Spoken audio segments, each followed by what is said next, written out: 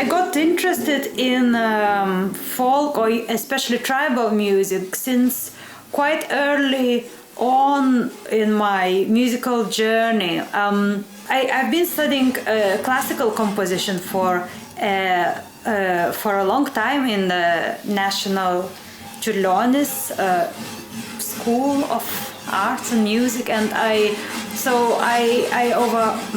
overgone that very long journey as a practicing classical musician.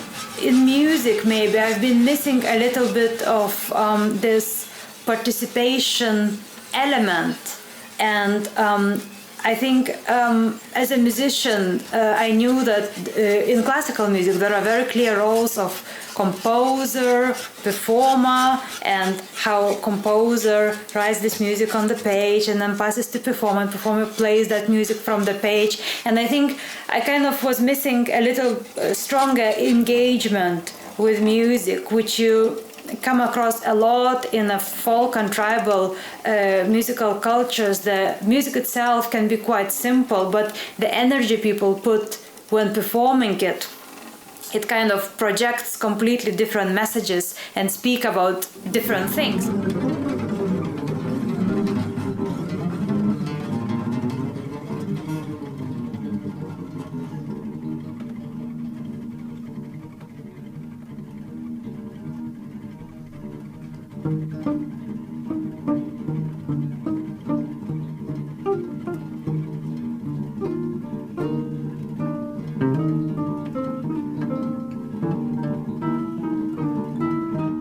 Value the process, the composing process, and when I was writing my own doctoral dissertation, I think I started more and more thinking about that, more and more thinking about how sad it is that I go through all of this very long research and creative period, and I have so many realizations and so many ideas and so many inspirations, and it can be such a rewarding experience. It's also really hard process for me, but it can sometimes I get answers to all kind of big questions in life, and I just think it's a really valuable time that I spent. And then my piece, which sometimes is just a result, a 7-minute long or 10 minutes long result that's being played once, and it might have an impact on people, of course, but I always think this result is nothing. It's just a small part comparing to everything that I've gone through and that I could share.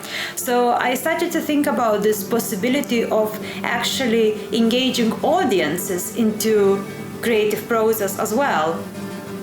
Not only performers who kind of become my teammates, my mates, and they follow me in this process together, and then together we bring the piece, but also the audience, so they can start engaging with the music and have their own realization, maybe engaging a bit with creative process of where the possibilities of the piece could go.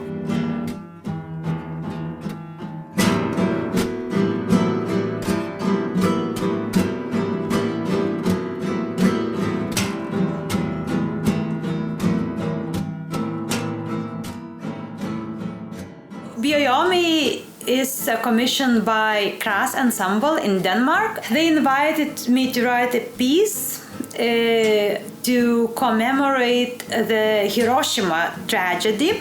It was interesting time because when they invited me, when I started writing the piece, the lockdown started really. I think this pandemic situation really brought us all together internationally, because it wasn't a problem of one country, it was a worldwide problem, and we all could really emphasize with each other, and we could all really understand that we are all in the same boat really across the world. And I think this kind of feeling of unity in the face of tragedy really actually resonated with the Hiroshima topic, where it also maybe, so at that time when it happened, maybe it seemed like a conflict with Japan. it didn't maybe decision to drop that bomb didn't seem as an international, a worldwide concern, but it became a big lesson for us all as a humanity to think about how we are all connected.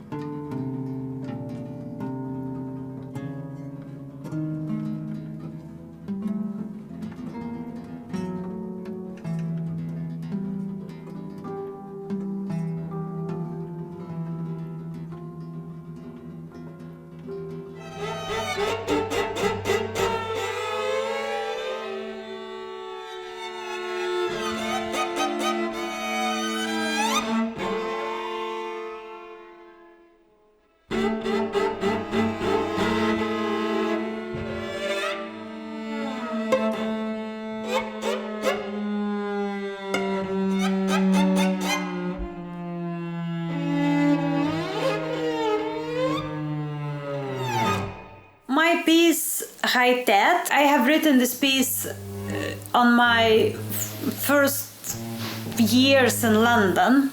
It was quite a funny actually situation that I was studying. I came to study composition. I came to study already doctoral degree, and at that time I was engaged so much in so unconventional music projects like.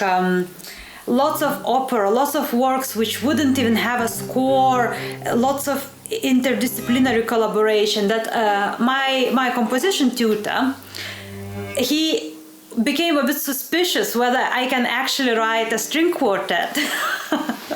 And so he said, can you actually write? And I said, of course. I mean, I'm a violin player. This is actually easy for me to write string quartet. It's easier than doing all of these crazy things. But he said, okay, so how about you just do it? It would be interesting to see how you write classical score.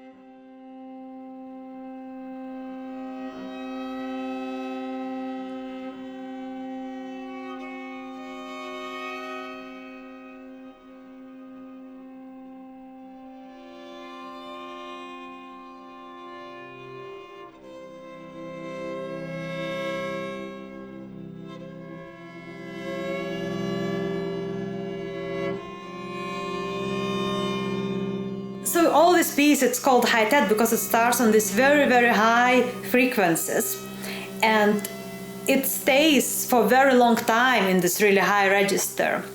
And it's only later on it kind of slides all the way down and resolves into this lower, more pleasant maybe and more musical episode right at the end. So when adapting this piece for the duet for Arnas and Lora, I added one more section at the end to extend that pleasantness.